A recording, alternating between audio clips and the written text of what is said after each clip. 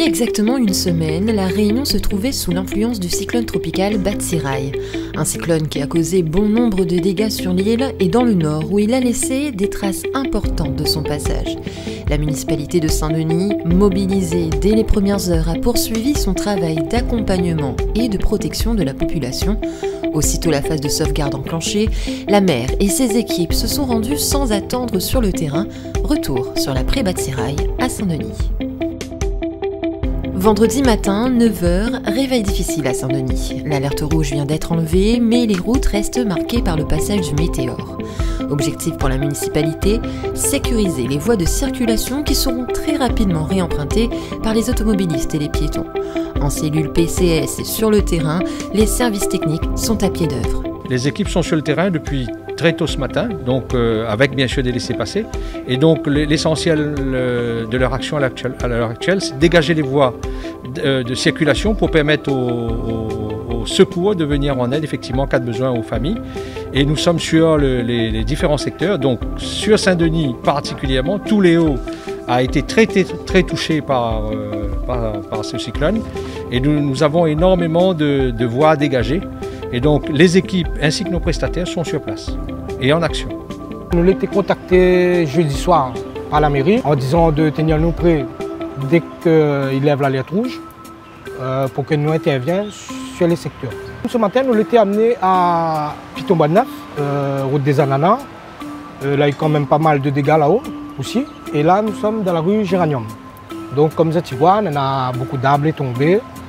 Nous essayons de dégager au maximum, de mettre dans un coin et après, dans la semaine, soit la mairie ou soit nous-mêmes, nous venons, nous récupérons tous les déchets verts et nous emmènent à la Suez là-bas où on braille les déchets verts.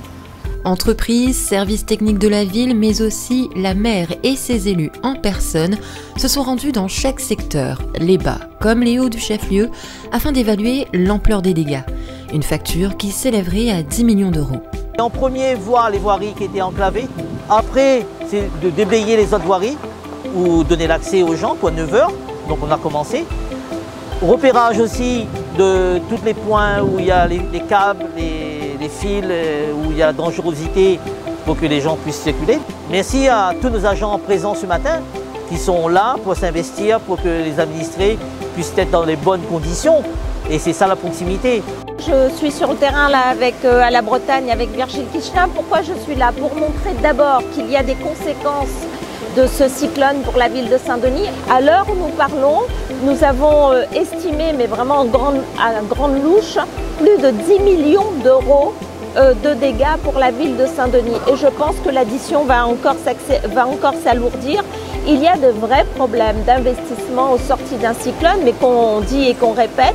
Il y a le réseau électrique qu'il faut renforcer. Nous avons un réseau d'eau pluviale et d'eau usée, surtout de l'eau pluviale, qui n'est pas au format de l'évolution démographique, qu'il faut absolument renforcer. Donc tout ça, c'est des gros investissements, mais pas que la ville, avec les intercommunalités. Il est important aujourd'hui de flécher les budgets européens des collectivités majeures sur des investissements d'infrastructures pour sécuriser les Réunionnais et les Réunionnaises. La maire de Saint-Denis a également réclamé au ministre des Outre-mer la reconnaissance d'état de catastrophe naturelle pour le territoire réunionnais.